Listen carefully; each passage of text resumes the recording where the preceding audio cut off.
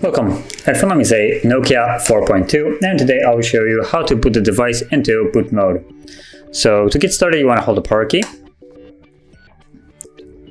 and select power off. Now once the device shuts off, we then want to hold power key and volume down. So now that it's off, power key, volume down, both of the keys at the same time. And we're now in the boot mode. So here you want to use a volume down key to navigate, like so, as you can see, cycling through different modes.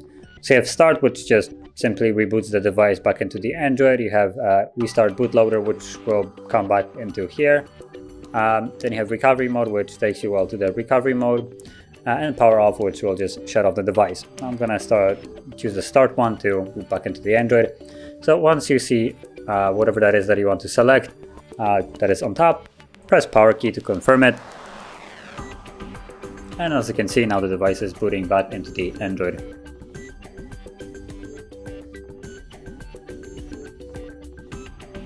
And we're back in Android. So if you found this very helpful, don't forget to hit like, subscribe, and thanks for watching.